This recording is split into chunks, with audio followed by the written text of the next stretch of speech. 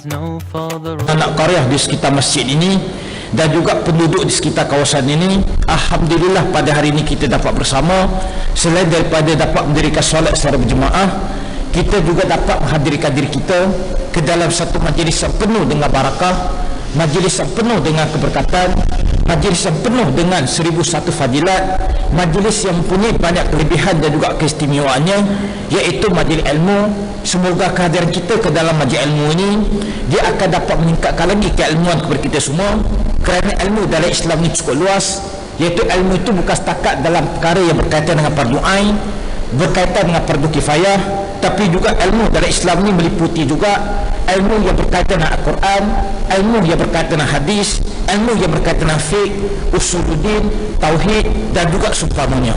Termasuk juga ilmu yang berkaitan dengan sejarah, dan sejarah merupakan salah satu daripada aspek ilmu dalam Islam yang cukup penting. Sebab itulah kita kena mengenal sejarah, kita kena memahami sejarah, kita kena menghayati sejarah, dan juga kita kena menghargai sejarah.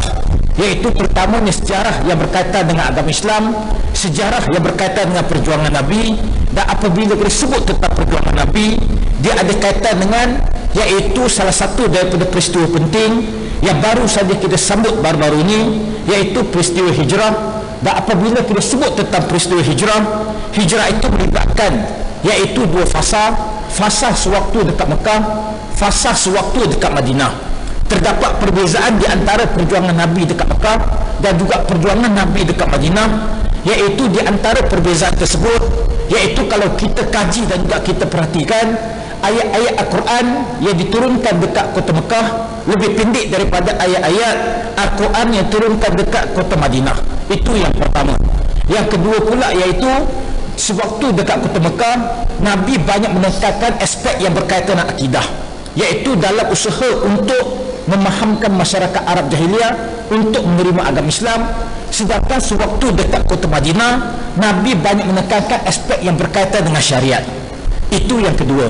Yang ketiga pula ialah pendekatan dakwah yang digunakan oleh Nabi sewaktu dekat kota Mekah tak sama dengan pendekatan dakwah yang digunakan oleh Nabi sewaktu dekat kota Madinah.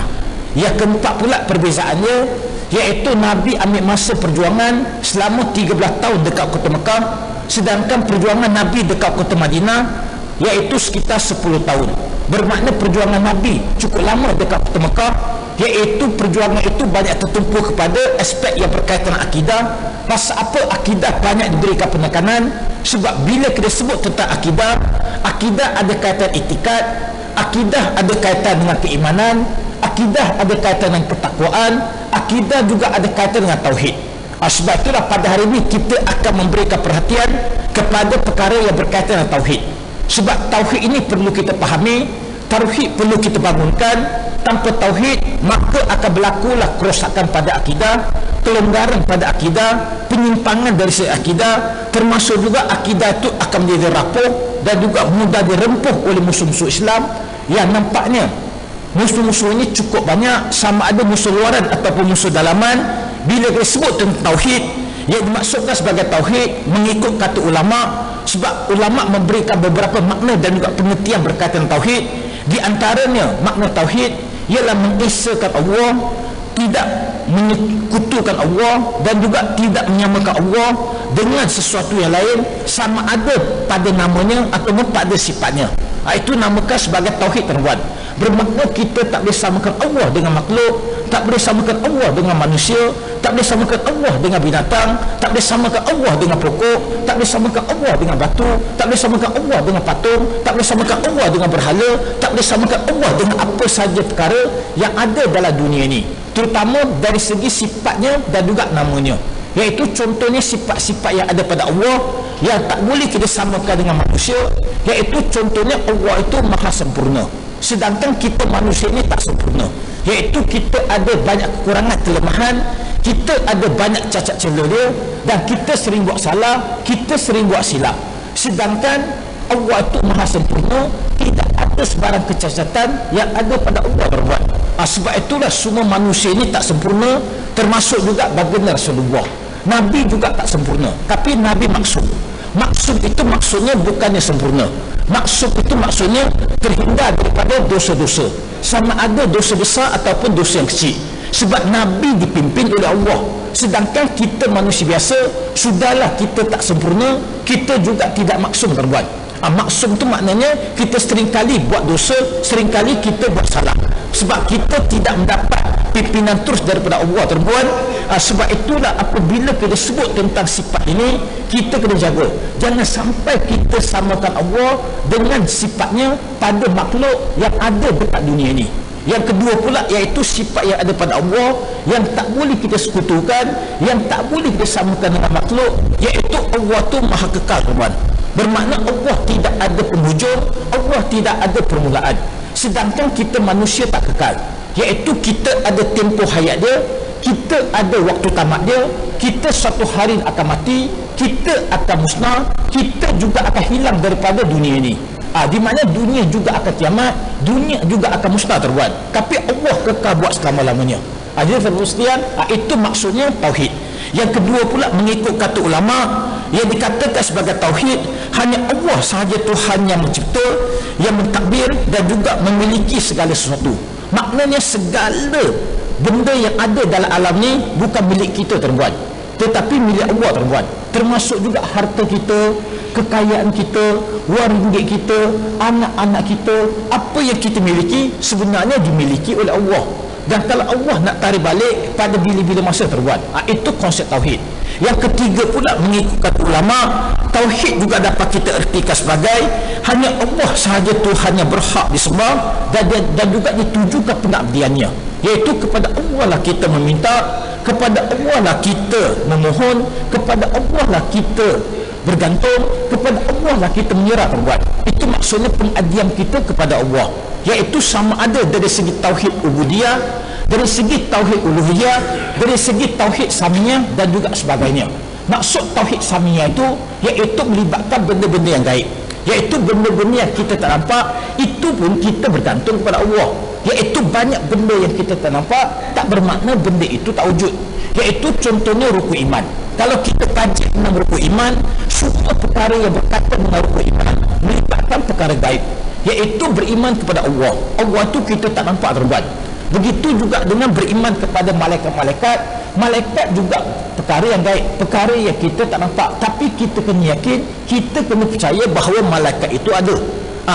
Dan malaikat itu walaupun kita tak nampak, malaikat ada bersama-sama dengan kita pada hari ini, iaitu di tengah-tengah majlis ilmu, dan kita sentiasa pun ada diiringi oleh malaikat. Di kiri kanan kita ada malaikat yang sentiasa mencatatkan segala amal-amal kebaikan kita, termasuk juga perbuatan-perbuatan jahat yang kita lakukan sama ada secara sengaja ataupun secara tidak sengaja.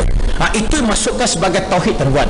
Sebab itulah bila disebut tauhid, bermakna kita kena pastikan bahawa konsep tauhid ini bukan saja kita fahami, tetapi juga perlu kita memahamkan orang lain.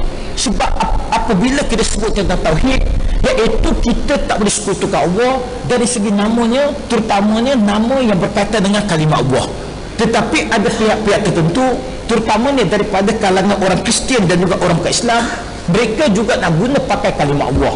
Tetapi kalimah Allah yang mereka nak guna pakai tidak merujuk kepada konsep tauhid, tetapi merujuk kepada konsep ketuhanan yang digunakan oleh mereka, iaitu konsep Trinity, iaitu adanya Bapa Tuhan, adanya Anak Tuhan, ada juga Roh Kudus. Ini bercanggah dengan konsep tauhid yang dibawakan oleh baginda Rasulullah berserta dengan para nabi dan juga rasul yang lain. Jadi Ustaz, bila sebut tentang kalimah Allah, iaitu baru-baru ini Mahkamah Rayuan telah membuat keputusan, iaitu orang-orang Kristian dan juga orang Islam tak boleh guna pakai kalimah Allah tuan-tuan. Selepas kami bertarung lebih daripada 5 tahun dekat mahkamah, dan Persatuan Cina Muslim Malaysia merupakan satu-satunya NGO Islam dekat Malaysia yang bawa kes ini pergi ke mahkamah bersama-sama dengan 6 majlis agama Islam yang lain, termasuk juga pihak Kementerian Dalam Negeri, iaitu kita bawa kes ini pergi ke mahkamah. Kita minta mahkamah buat semakan semula terhadap keputusan yang telah mereka buat lebih daripada 6 tahun yang lepas, yang memberikan kebenaran kepada orang-orang Kristian untuk menggunakan pakai kalimah Allah. di mana di antara alasan yang digunakan oleh orang Kristian untuk menggunakan kalimat Allah, mereka beritahu bahawa kenapa orang-orang Arab jahiliah sebelum kedatangan Islam dekat tanah Arab boleh guna pakai kalimat Allah. Jadi kenapa orang-orang Kristian tak boleh guna pakai kalimat Allah? Sebab itulah kita berhujah dengan cara ilmiah. Kita bagi penjelasan kepada orang-orang Kristian, dan memang kita tidak menafikan bahawa orang-orang Arab jahiliah mereka melakukan pemujaan ke atas berhala. Tetapi walaupun mereka guna pakai kalimat Allah yang mereka guna pakai tidak pernah merujuk kepada berhala yang mereka sembah. Sebab itulah cuba kita cek berhala-berhala yang disembah oleh orang-orang Arab jahiliah, walaupun bilangan dia cukup banyak, ada setengah daripada berhala itu diletakkan dekat keliling Kaabah, tapi mereka tak pernah guna pakai kalimat Allah ke atas berhala yang mereka sembah.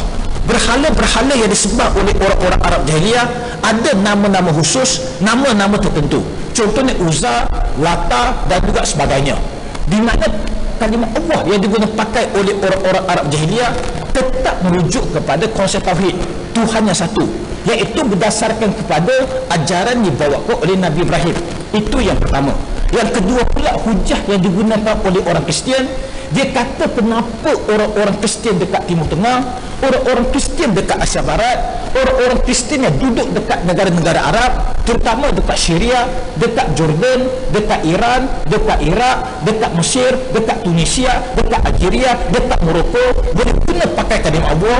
Kenapa orang-orang Kristian dekat Malaysia tak boleh guna pakai kalimat Allah, tuan-tuan?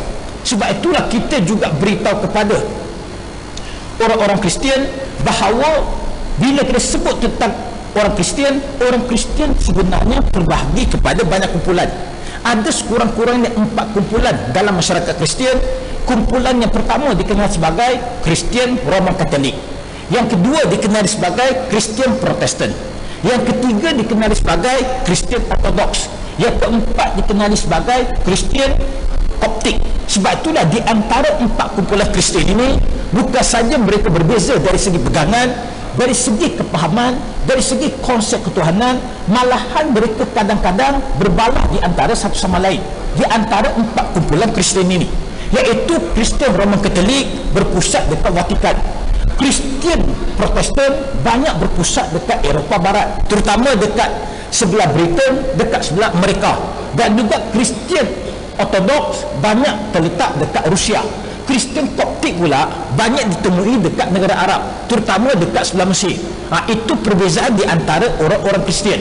Sebab itulah termosdian dalam masyarakat Kristian sebenarnya ada 2 ketua gereja yang dikenali sebagai Pop atau Paus, bukannya ikan paus, tuan-tuan.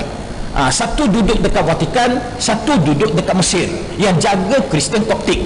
Malahan kitab Bible yang digunakan pakai oleh orang-orang Kristian juga tak sama.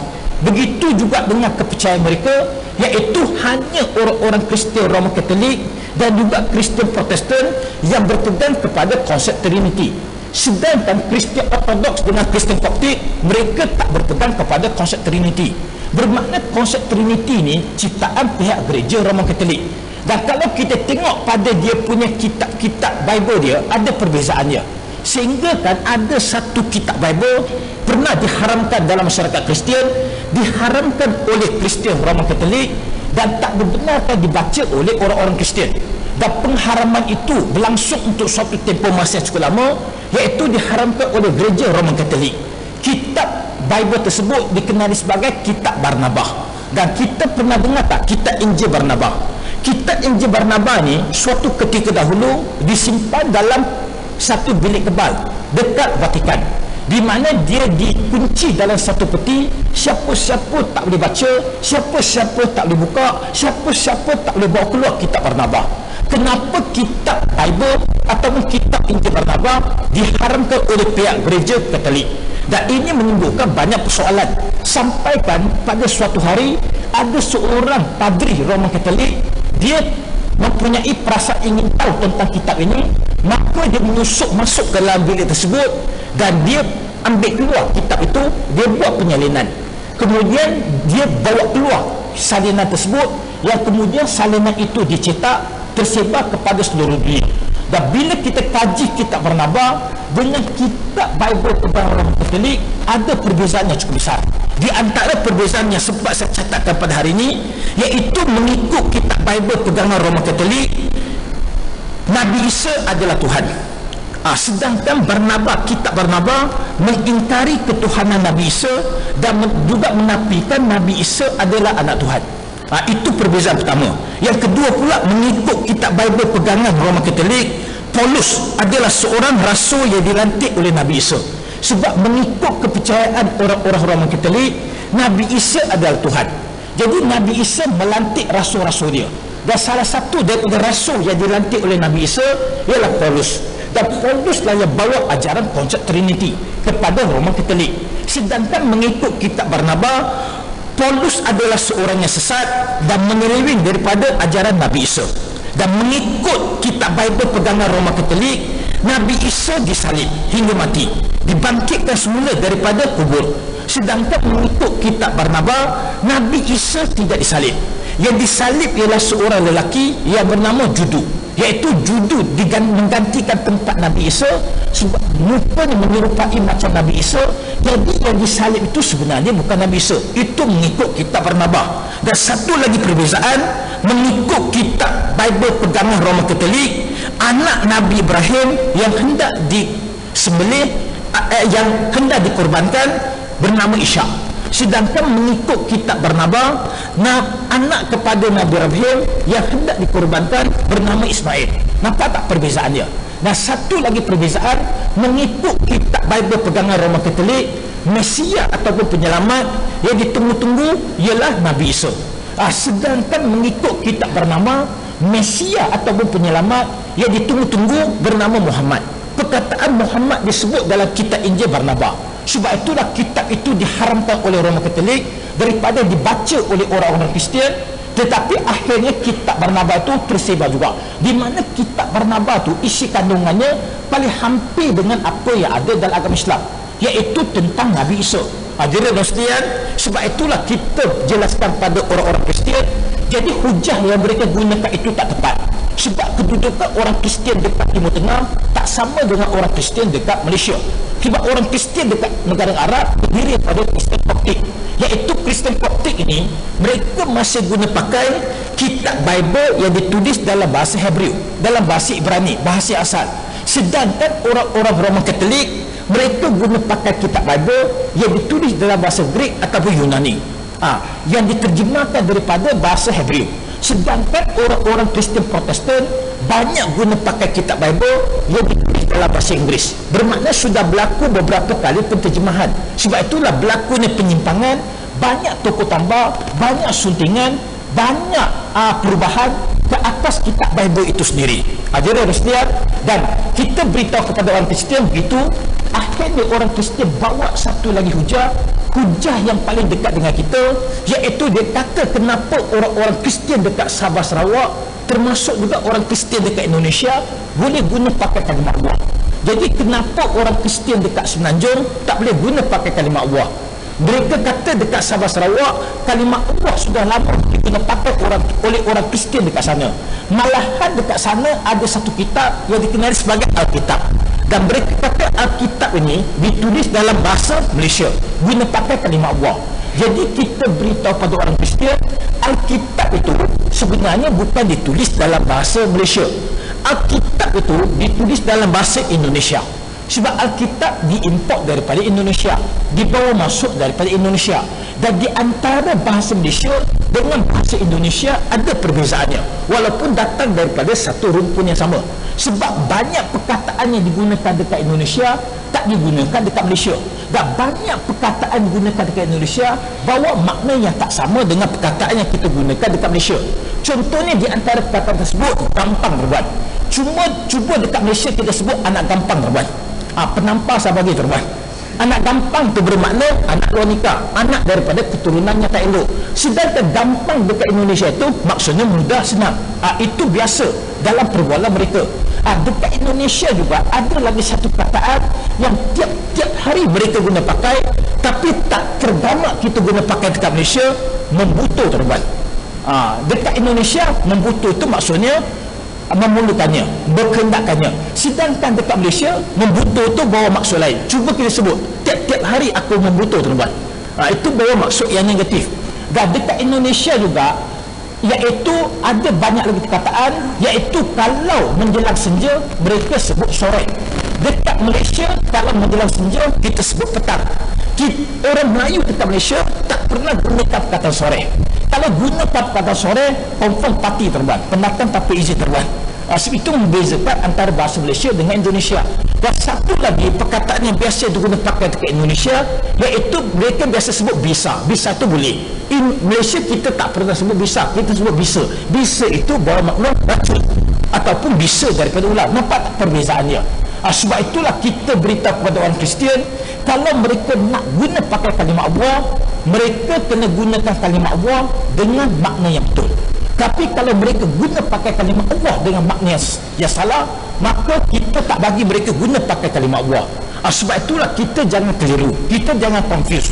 Sebab berhubung dengan isu kalimah Allah ni, ada beberapa orang ulama dan juga sarjana Islam keluar dengan kenyataan dalam surat khabar, keluar kenyataan dalam internet mengatakan bahawa orang-orang Kristian tak dihalang guna pakai kalimah Allah.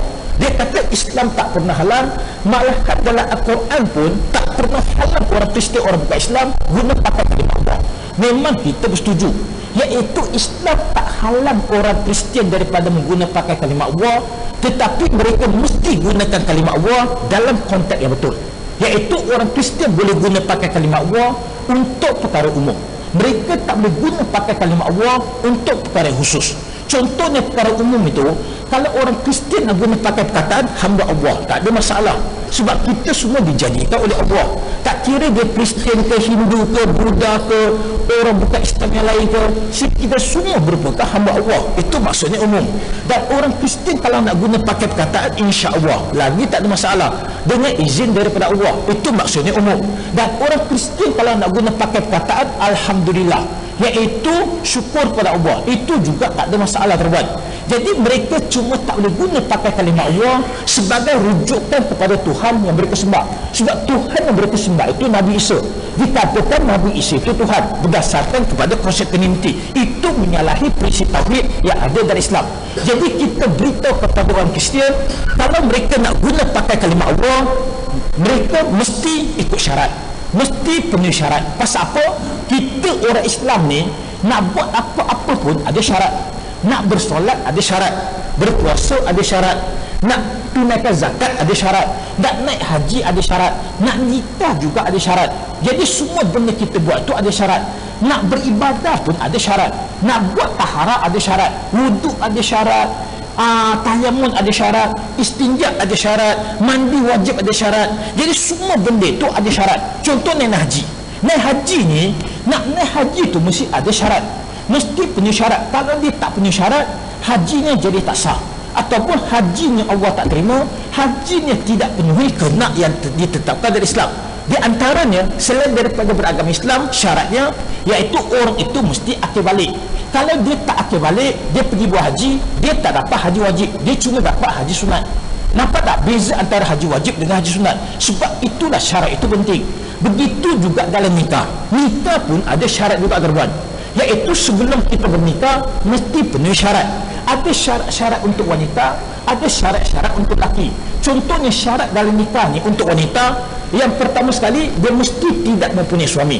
Kalau dia sudah mempunyai suami, hilang kelayakannya untuk menikah. Betul ke tak betul terbuat? Begitu juga dengan yang kedua, wanita itu mesti tidak dalam keadaan iddah. Kalau iddahnya masih belum habis, dia tak layak untuk menikah.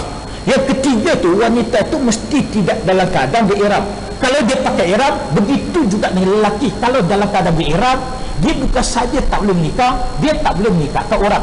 Yang keempat pula syarat dalam nikah, iaitu tak boleh nikah dengan murim sendiri, iaitu adik-adik, dengan mak bapak, dengan datuk, dengan nenek dia sebagainya. Itu maksudnya syarat-syarat nikah. Begitu juga beribadah. Nak solat pun ada syarat dia. Bukan senang-senang kita boleh solat. Di antara salah satu syarat untuk bersolat ialah taharah. Bermakna taharah mesti sempurna. Kalau taharah tak sempurna, bermakna hilang kelayakan orang itu untuk bersolat. Kalau dia bersolat pun, mungkin solatnya tertolak dengan sendiri. Mungkin Allah tak terima solat dia. Solatnya ada cacat celah dia. Solatnya tidak mendapat keridaan daripada Allah. Sebab itulah taharah mesti betul. Taharah mesti sempurna. Apa itu taharah, tuan? Taharah itu apa? Bukan Sarah Yaakob, tuan. Taharah itu apa? Taharah itu bersuci. Iaitu bersuci daripada hadas, bersuci daripada najis, bersuci daripada kotoran. Iaitu contohnya najis. Najis ni ada macam-macam kategori najis. Ada najis yang berat, najis mughalaza, kita ada najis pertengahan, najis mutawasita, kita juga ada najis yang ringan, najis mukaffafa. Tetapi contoh-contoh najis ni kita kena tahu. Iaitu boleh tak tuan-puan, bagi saya contoh-contoh najis. Tak perlu banyak, 10 saja terbuat. Iaitu contoh-contoh najis. Apakah contoh-contoh najis, tuan-tuan? Cuba bagi satu dulu. Contoh-contoh najis untuk kita buat taharah. Iaitu apa dia? Contoh-contoh najis. Ya? Apa dia? Contoh-contoh najis. Tai, kencing, darah, muntah, air liur basi yang keluar daripada perut kita, itu najis. Air liur yang keluar daripada mulut kita itu tak najis. Air liur ada dua jenis. Ada yang keluar daripada perut, keluar perut itu rasanya pahit, rasanya masam-masam, itu najis. Sedangkan air liur daripada mulut kita itu tak najis. Dan begitu juga dengan bangkai itu najis, babi itu najis, anjing itu najis, arak itu najis, racun itu najis, dadak itu najis, air mazi itu najis, air wadi itu najis. Jadi najis ini cukup banyak, tuan-tuan. Iaitu contohnya kita nak taharah daripada kencing dengan berak. Nak buat taharah daripada kencing dengan berak ni, kita buat apa, tuan-tuan? Nak bersuci daripada kencing dengan berak, biasa kita buat apa? Kita buat istinja. Kita tak guna perkataan basuh. Sebab apa? Orang Cina juga basuh berak, orang India juga basuh berak. Tapi membezakan kita orang Islam dengan orang bukan Islam, kita gunakan istilah-istilah yang tepat, iaitu istinja. Istinja itu maksudnya kita cuci dengan air. Kalau tak ada air, baru kita gunakan benda-benda kesat. Kita boleh gunakan batu-batu untuk buat istinja. Tapi jangan guna batu yang besar kat buat tempat itu, tuan-tuan. Guna batu-batu yang kecil. Batu-batu tu jangan pula tajam, habis lupa tempat itu. Bermakna asalkan kesat, boleh kita gunakan untuk buat istinja. Termasuk juga tisu, kertas, kain, kulit buah-buahan, kulit daripada pokok, daun. Jadi benda-benda kesat boleh kita buat istinja. Itu maksudnya taharah. Taharah dalam bentuk istinja. Begitu juga dengan darah. Darah ini ada macam-macam jenis darah, terutamanya darah wanita. Wanita ni ada darah period, ada darah nifas, ada darah wilada, ada juga darah istihadah. Iaitu beza di antara nifas dengan wilada ni, darahnya, iaitu kadang-kadang kita tak dapat nak bezakan yang mana satu nifas, yang mana satu wilada. Wilada tu maksudnya darah yang keluar sebelum bersalin, ataupun darah yang keluar bersama-sama dengan baby. Itu namakan sebagai darah wilada. Dan darah nifas ni darah yang keluar selepas bersalin. Darah istihadah ni, kalau period masih tak berhenti sampai 14 hari, bermakna masuk hari yang ke-15, itu dikategorikan sebagai darah istihadah, iaitu darah yang berpenyakit. Darah yang berpenyakit kena juga buat taharah, iaitu kita kena mandi wajib. Lepas mandi wajib boleh mendirikan solat, walaupun darah itu masih lagi mengalir. Dengan pastikan darah istihadah dapat ditampung dengan baik. Jangan melekat pada baju, jangan melekat pada kulit, jangan melekat pada telekung, jangan melekat kepada pakaian kita pakai. Boleh mendirikan solat. Tetapi tidak dengan darah nifas, dengan darah wilada. Itu caranya kita buat taharah. Begitu juga dengan bangkai. Bangkai itu najis, bermakna kita kena buat taharah juga ke atas bangkai. Iaitu bangkai ada dua. Satu daripada binatang yang halal untuk kita makan, satu lagi daripada binatang yang tak halal untuk kita makan. Binatang yang halal untuk kita makan, kita kena sembelih. Kalau tak sembelih, maka jadi bangkai. Bangkai itu najis, najis itu tak boleh kita makan. Itu konsep dia. Dan binatang yang tak halal untuk kita makan, walaupun kita sembelih, tetap haram untuk kita makan. Bermakna dia tetap jadi bangkai, dia tetap jadi najis. Iaitu cuma saya punya persoalan ini, binatang yang tak halal untuk kita makan ni, contohnya buaya, harimau dengan ular ni, selalunya kita gunakan kulit dia untuk buat pakaian, kita gunakan kulit dia untuk buat tali pinggang, kita gunakan kulit dia untuk buat wallet, kita gunakan kulit dia untuk buat sepatu ataupun kasut. Bukankah benda itu bangkai? Sama ada disembelih ataupun dibunuh. Bermakna binatang yang tak halal untuk kita makan, bangkai itu najis. Kenapa kita gunakan kulit dia untuk buat pakaian? Bermakna kita kena buat tahara ke atas bangkai tersebut, ke atas kulit binatang tersebut, iaitu kita kena buat sama. Kita buat sama ke atas kulit itu, maka kulit itu boleh kita guna, tapi dengan syarat bahagian isi ataupun dagingnya mesti dipisahkan daripada kulit dia. Kalau bahagian isi masih melekat pada kulit, maka kulit itu tak boleh kita guna pakai. Sebab itulah sama itu, pastikan kulit itu betul-betul terpisah daripada isi ataupun daging dia, dan kemudian boleh kita gunakan buat pelbagai barangan. Iaitu walaupun binatang yang tak halal untuk kita makan, kulitnya selepas kita buat tahara boleh kita guna pakai, tapi tak boleh kita gunakan ke atas babi dengan anjing. Babi dengan anjing ni kalau kita buat sama macam mana sekalipun, tetap haram untuk kita guna. Iaitu babi ni, saya pernah dengar orang berkata, dia kata babi ni dia punya daging saja tak boleh kita makan, tapi tulangnya boleh buat sup, tuan. Tak tahu mana dia belajar, tuan. Ya, mana boleh tulang babi itu buat sup? Seluruh anggota tubuh badan babi itu haram. Bukan saja kulitnya haram, dagingnya haram, tulangnya haram, bulunya haram, kukunya haram, giginya haram, darahnya haram. Seluruh isi kandungan ataupun organ-organ dalaman babi itu haram untuk kita makan.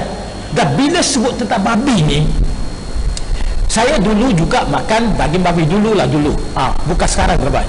Itu dulu, bukan sekarang. Dulu ditendang, sekarang disayang, teman. Dulu menderita, sekarang bahagia. Itu dulu. Dan orang bukan Islam ni, bayangkan babi ni bila mereka makan ni, bukan saja daging dia makan, seluruh bahagian babi itu mereka ambil, teman. Termasuk juga darah babi juga mereka makan, iaitu darahnya akan ditabah, kemudian dicampur dengan garam, kemudian dibekukan, masuk dalam peti sejuk, dan bila jadi beku dikeluarkan, dia jadi macam agar-agar, jadi macam jeli. Ya, kemudian akan dipotong-potong kira kecil-kecil, kemudian dimasak buat sup, tuan. Itu cara orang Islam makan bahagian dalaman babi. Kita orang Islam ni bukan setakat babi itu kita tak makan, benda jijik. Jadi bukan setakat benda diharamkan dalam Islam, sebab Islam meletakkan pengharaman dia, tapi benda itu menjijikkan. Jadi apa saja benda menjijikkan haram untuk kita makan. Bukan saja binatang yang jijik itu haram kita makan, malahan benda yang jijik, apa saja benda yang jijik itu haram untuk kita makan, termasuk juga benda yang pelik. Benda yang pelik juga diharamkan untuk kita makan. Contohnya ada buah-buahan yang pelik, ada binatang-binatang yang pelik, makanan-makanan yang pelik. Iaitu benda pelik ini biasanya kita tak buat, sebab dia bercanggah dengan fitrah, dia bercanggah dengan selera kita, dia bercanggah dengan kehendak kita. Sebab itulah benda pelik. Sekarang ni banyak binatang pelik, hasil daripada kegilaan saintis daripada barat. Mereka gunakan kejuruteraan biologi, kejuruteraan genetik, mereka menghasilkan banyak binatang-binatang yang pelik. Di antara binatang pelik yang berjaya dihasilkan dekat barat, iaitu mereka sudah berjaya menghasilkan tikus yang mempunyai telinga manusia, teman. Bayangkan badan tikus tapi telinga dia manusia. Iaitu telinga dia terletak dekat belakang badan tikus tu, besar, saiz dia macam manusia, teman. Dan dekat barat juga mereka juga telah menghasilkan binatang yang lagi pelik, iaitu muka babi, badan lembu, teman. Itu binatang pelik. Jadi binatang yang pelik-pelik itu biasanya kita orang Islam ni tak makan.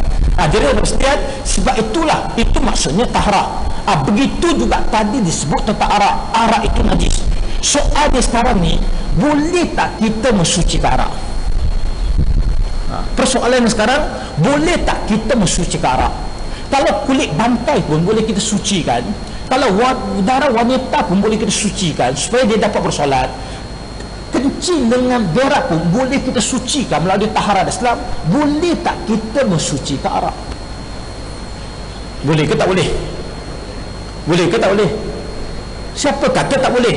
Nama pun taharah. Itulah cantiknya Islam. Ada lagi satu kaedah taharah. kaedah tahara ni saya kita tak pernah dengar, sebab mungkin ustaz juga tak pernah sebut, kita jarang-jarang jumpa dalam buku. Ada lagi satu kaedah tahara yang disebut sebagai takalluh. Takalluh itu maksudnya iaitu proses penyucian secara semula jadi, iaitu contohnya arak. Arak itu dihasilkan daripada beras. Beras apabila diperam, ubi apabila diperam, dan begitu juga dengan buah-buahan apabila diperam, dia akhirnya akan bertukar menjadi arak. Melalui proses penapaian. Kita biasa tak makan tapai. Biasa ke tak biasa? Kita makan tapai ubi, tapai pulut yang dibalut dengan apa, dengan daun pokok getah. Itu sedap. Dekat Kelantan biasa dia balut dengan daun pokok getah, ataupun berbagai jenis daun, di mana tapai itu kita makan tu sebab proses penapaiannya belum lengkap. Kalau proses penapaiannya lengkap, dia akan jadi arak. Di mana tapai yang kita makan tu, dia alkoholnya sangat-sangat sedikit. Sebab itulah dia tidak memabukkan. Dan kalau kita makan banyak sekalipun, dia tak memabukkan kita. Sebab itulah tapai tak ada masalah untuk kita makan. Cuma kalau kita makan banyak ni, badan rasa panas, susah, kita rasa penghadaman kita ni agak tak begitu selesa, dia senakkan perut dan sebagainya, jadi makan pun berpada-pada.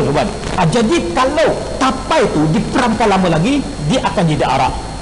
Dan arak ni kalau kita tapaikan dia lagi, kita peramkan dia lagi untuk tempoh masa lama, arak itu akan bertukar menjadi cuka. Cuka tu sebenarnya dihasilkan daripada alkohol. Bermakna cuka itu tak najis, tapi arak tetap najis. Jadi proses pertukaran daripada arak menjadi cuka itu namakan sebagai proses takalluh, iaitu proses semula jadi. Nak bagi kita mudah faham lagi, iaitu contohnya air kencing. Air kencing ni boleh kita panaskan. Kalau air kencing itu dipanaskan, dia akan mendidih. Sebarang cecair kalau dipanaskan akan mendidih. Macam juga minyak. Minyak kalau kita panaskan, dia juga akan mendidih, tuan-tuan. Tapi minyak ini sifatnya lama panas. Tapi kalau minyak naik, cepat panas, tuan-tuan. Itu sifat minyak. Jadi minyak ini kalau mendidih itu, dia akan keluarkan wap. Bermakna dalam minyak itu ada air. Dan wap yang dikeluarkan itu adalah wap baik. Begitu juga dengan air kencing. Air kencing ni kalau kita didihkan dia akan keluarkan wap. Dan wap daripada air kencing tu adalah air mutlak, adalah air suci. Sedangkan air kencing itu tetap najis. Itu namakan sebagai proses semula jadi, iaitu apabila berlakunya pemuapan. Dan contohnya dekat Singapura. Singapura dia negara dia kecil. Sebab tu dah Singapura ni takut dengan keselamatan dia, takut dengan masa depan dia. Dan Singapura ni dia cuba memperkuatkan dia punya ketenteraan dia. Sebab itulah Singapura ni dia persiapkan tentera dia dengan senjata yang paling canggih, senjata yang paling mahal, senjata yang paling moden, sampai ke penasihat ketenteraan dekat Singapura diambil daripada orang-orang Israel. Dan banyak penasihat Israel dekat Singapura. Dan pasal apa Singapura tu dia takut? Sebab dia dikelilingi oleh negara lain, dan negara dia kecil, tak ada sumber. Sebab itulah Singapura ni, masalahnya sekarang, dia punya senjata dia canggih, dia punya jet-jet pejuang tu yang paling moden. Tapi masalahnya dia tak boleh nak buat latihan. Sebab itulah selalu dia punya jet dia terlajak masuk dalam ruang udara Malaysia. Sebab kalau dia nak buat latihan, jetnya kena naik ke atas tu, nak turun susah, dia akan menjunang turun. Jadi dia perlukan ruang udara yang besar, dia perlukan sempadan negara yang luas. Jadi dia kena naik ke atas tu, ke ruang udara antarabangsa. Dia kalau dia terlajar sikit, dia akan masuk ruang udara Malaysia. Jadi sekarang Singapura ni, di antara cara dia tengah buat, dia tengah berfikir macam mana memperluaskan sempadan negara dia. Nak memperluaskan negara dia dah tak boleh, sebab nak tambah pulau tak boleh. Tapi dia boleh perluaskan sempadan negara dia. Satu cara dia buat, dia tuntut pulau-pulau yang ada dekat Malaysia. Dan salah satu daripada pulau yang telah berjaya diambil oleh Singapura, pulau itu terletak dekat sebelah timur negeri Johor, iaitu Pulau Batu Putih. Pulau Batu Putih ni sebenarnya pulau itu kecil je, ada 2 kutu batu besar dengan 1 menara api, ataupun ada 1 rumah api. Di mana pulau itu dia berjaya ambil pulau itu melalui mahkamah antarabangsa. Dan dengan cerita dia, kalau dari segi fakta kes, dari segi fakta sejarah, pulau itu memang milik Kesultanan Johor, memang milik kerajaan Malaysia. Tetapi dengan cerita, oleh kerana peguam kita ni tak lawan sungguh-sungguh kes ini dekat mahkamah, akhirnya pulau itu dapat pada Singapura. Sedangkan bukti dia cuma gambar je. Padahal gambar itu bukan bukti yang kuat. Sedangkan kita ada bukti dokumen perjanjian di antara kita dengan pihak British. Kita tak pernah serahkan kedaulatan mana-mana bahagian dekat tanah Melayu kepada pihak British. British cuma pajak daripada Malaysia. Pajakan tak sama dengan bagi itu lain. Sebab itulah tak ada satu kawasan Malaysia pun dibagi pada pihak British, dipajak pada pihak British. Jadi nampaknya kes ini ramai peguam kata dia tak puas hati. Pasal apa? Kes ini sepatutnya memihak kepada Malaysia. Macam mana Singapura dia menang? Dan apabila Singapura dapat Pulau Batu Putih, sekarang dia nak tuntut lagi satu pulau dekat Malaysia. Pulau itu terletak dekat sebelah barat negeri Johor, iaitu Pulau Pisang. Dan dia nak bawa kes pergi ke Mahkamah Antarabangsa. Kalau dia dapat Pulau Pisang, bermakna sepadan negara dia bertambah besar. Dan Singapura ni dia tak ada bekalan air. Dia dapat bekalan air daripada Malaysia. Kalau Malaysia potong bekalan air, mampus Singapura, tuan-tuan. Sebab itulah Singapura sekarang dalam proses untuk buat persiapan, iaitu dia proses semula air laut menjadi air bersih. Itu namakan sebagai proses takaluk, iaitu air laut diproses menjadi air minuman. Tapi air minuman yang dihasilkan daripada air laut tak popular sebab rasanya tak sedap. Dan satu lagi cara Singapura buat, dia proses semula air kumbahan, iaitu air dalam tandas jadikan sebagai air bersih. Dia ada proses penapisannya, dan itu namakan sebagai proses takaluk. Ulama-ulama Singapura dia kata air yang diproses daripada air kumbahan, air itu air mutlak, bermakna air itu air suci. Tapi kita dekat Malaysia ni tak tergamak gunakan air tersebut, sebab kita masih ada banyak bekalan air. Kita tak perlu gunakan air itu, melainkan dekat Singapura. Itu namakan sebagai proses takaluk. Satu lagi contoh terbuat, iaitu contohnya kita pernah dengar tak kopi yang paling mahal sekali dekat dunia? Pernah ke tak pernah? Apakah kopi yang paling mahal sekali dekat dunia? Kopi apa terbuat? Orang kata kopi Musang. Musang sekarang popular. Apa dikaitkan dengan Musang, harga mesti naik terbuat. Macam juga durian Musang King. Durian Musang King tu mahal, 1 kilo RM35. Termasuk juga siapa-siapa jadi musang berbulu ayam, harga juga naik terbuat. Jadi musang ni dia ada harga dia. Sampaikan iaitu kopi yang paling mahal tu dihasilkan daripada najis musang. Iaitu musang apabila dia makan biji kopi, iaitu biji kopi itu dia tak hadam, maka dia keluar bersama-sama dengan najis. Dan kopi itulah yang digunakan untuk menghasilkan kopi luwak. Kopi yang paling mahal sekali dekat dunia, dekat Indonesia, sekarang sudah diusahakan dekat Malaysia. Ada pengusaha dia belum musang, bagi makan biji kopi, gunakan najis dia untuk buat kopi. Dan dekat Filipina pun sama juga. Jadi boleh ke tak boleh kita makan kopi luwak? Iaitu sebab apa? Biji kopi itu kena dibasuh. Bermakna kalau tak dibasuh tu tetap najis. Pasal apa yang keluar daripada dubur, apa yang keluar daripada kubur, selain daripada cacing, selain daripada baby, adalah najis. Sebab itulah benda yang keluar daripada dubur dengan kubur tu adalah najis. Jadi konsepnya biji kopi luwak itu boleh minum, kata ulama. Sebab apa? Dengan syarat kena dibasuh biji kopi itu dengan air yang bersih. Bila dibasuh tu, maka biji kopi itu boleh digunakan. Contohnya biji daripada pokok-pokok, biji daripada tumbuh-tumbuhan. Apabila keluar bersama dengan najis, biji itu kalau tak dibasuh, ditanam tu dia tumbuh jadi pokok. Pokok itu mengeluarkan buah. Jadi pokok itu najis, buahnya juga najis untuk kita makan, sebab dia tak dibasuh. Tetapi apabila biji itu dah dibasuh, kemudian ditanam, tumbuh pokok, tumbuh buah, maka dia jadi tak najis. Itu dia punya kaedah dia. Begitu juga dengan telur ayam. Telur ayam tu keluar daripada dubur ayam. Sebab itulah telur ayam tu kadang-kadang terpalit dengan najis, terpalit dengan tai, terpalit dengan bulu ayam, iaitu telur ayam tu najis. Sebab itulah nak makan telur ayam kena basuh telur ayam. Kalau telur ayam itu tak dibasuh, najis untuk kita makan. Minta maaf tuan. Masalah sekarang ni, kita banyak yang tak sedar, iaitu ada setengah orang beli telur ayam dekat kedai, iaitu telur itu belum lagi dibasuh, terus diguna pakai. Tak boleh, najis. Selagi mana tak dibasuh, najis untuk kita makan, haram untuk kita makan, sebab dia termasuk dalam perkara najis. Dan masalah sekarang ni, saya perhatikan banyak kedai-kedai makanan ini, telur dia tak dibasuh. Kita pergilah ke kedai-kedai ada yang jual roti canai tu, lagi banyak guna telur. Jadi basuhlah telur tersebut. Kalau telur itu tak dibasuh, dalam najis tu, lepas tu kalau kita pegang telur tu, tangan kita terkena najis. Lepas tu dicanainya pula roti, maka roti itu jadi najis, haram untuk kita makan. Cakap pasal roti canai ni, saya agak sensitif. Pasal apa sensitif? Bukannya tak boleh makan. Kita kena jaga roti canai ni, biasa orang canai dengan tangan. Saya biasa tengok orang buat roti canai, sambil buat roti canai, sambil korek hidung, tuan-tuan. Sebab itulah roti ni masing-masing sedikit, tuan-tuan. Ada yang buat hingus dia. Jadi benda-benda tu walaupun kecil, kita kena jaga. Jadi tuan-tuan sekalian, sebab syarat untuk ibadah ni, taharah mesti sempurna. Itu taharah, itu luaran. Bagaimana dengan dalaman? Dalaman juga kena bersih. Nak bersihkan dalaman ini, kita tak buat taharah. Nak bersihkan jiwa, nak bersihkan hati, nak bersihkan minda, nak bersihkan ruh kita, bermakna kita kena banyak berzikir.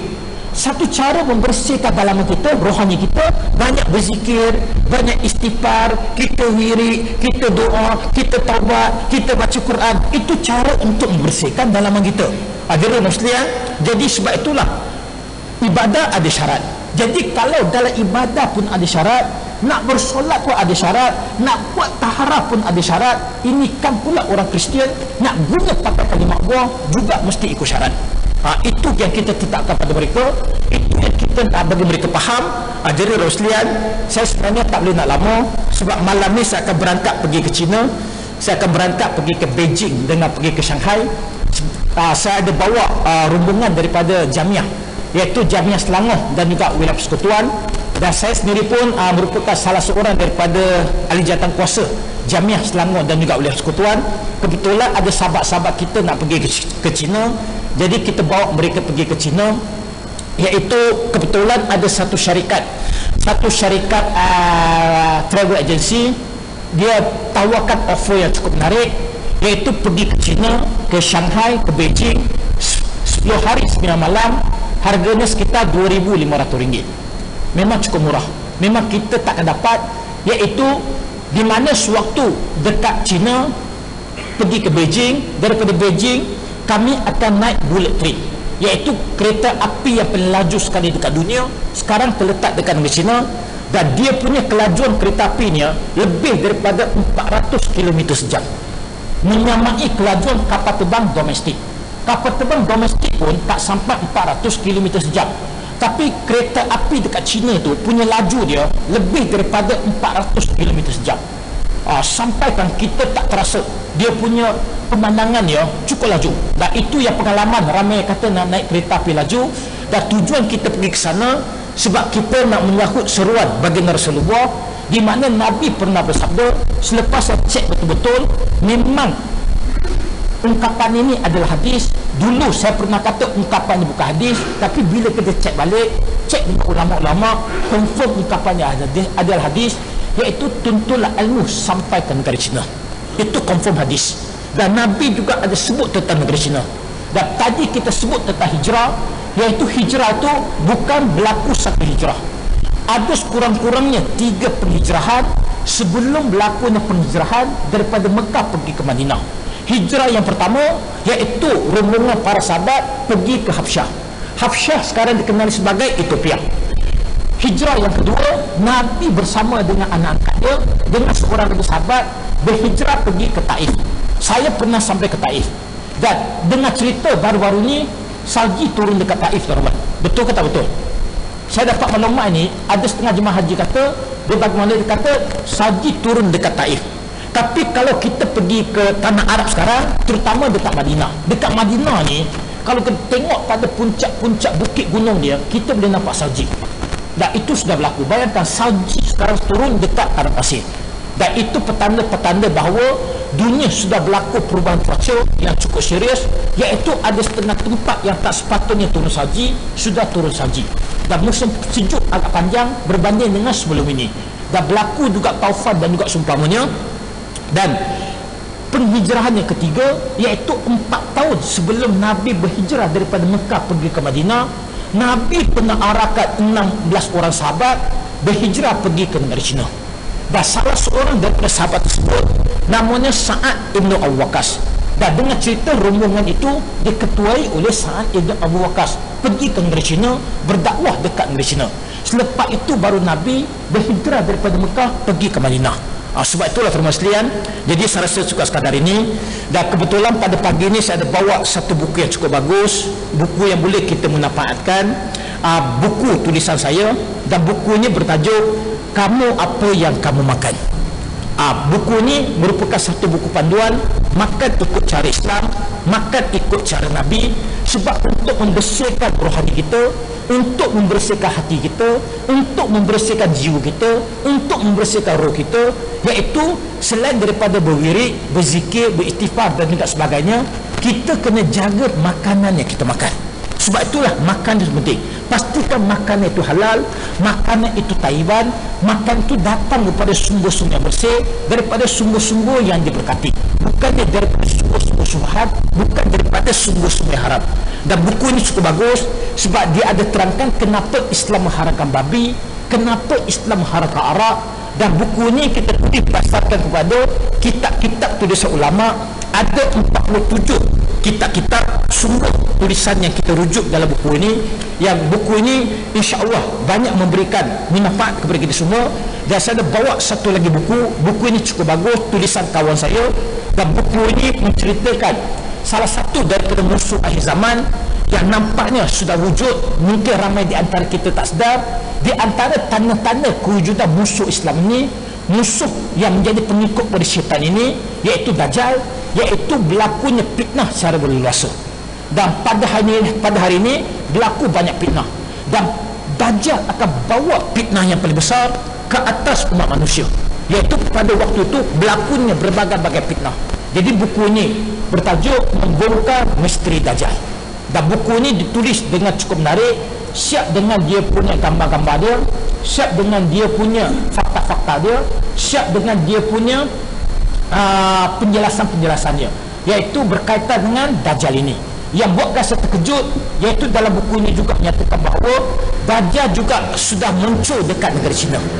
Dan di antara tanda-tanda kemunculan Dajjal dekat negeri China ialah melalui beberapa pembinaan tamadun, iaitu penemuan patung-patung terikota.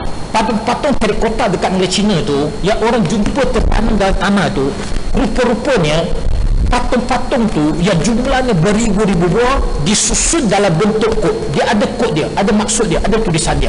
Dan buku ini menghuraikan makna di sebalik kod-kod tersebut yang ditemui dalam banyak tamadun, termasuk juga tamadun Mesir, tamadun Fir'aun, tamadun Inka, tamadun Maya dan juga sebagainya. Jadi buku-buku ini saya bawa sedikit pada pagi ini.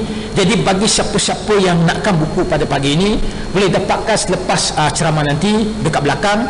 Dan bagi siapa-siapa yang dapatkan buku pada pagi ini, dia boleh dapatkan tanda tangan daripada pengarangnya sendiri. Dan bagi mereka yang tak bawa duit, tak ada masalah, ambil buku dulu, bayar kemudian. Iaitu saya bagi nombor akaun, terus masuk dalam akaun saya.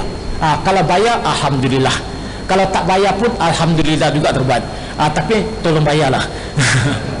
Jadi saya rasa cukup sekadar ini. Jadi saya minta maaf lah sekiranya sepanjang saya berkuliah pada pagi ini saya melakukan banyak kekasaran, saya melakukan banyak ketelanjuran, saya melakukan banyak hal-hal yang tak sewajarnya.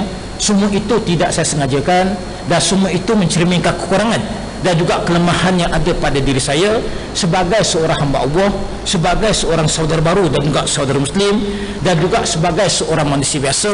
Maka saya akhiri dengan Assalamualaikum warahmatullahi wabarakatuh. Takbir.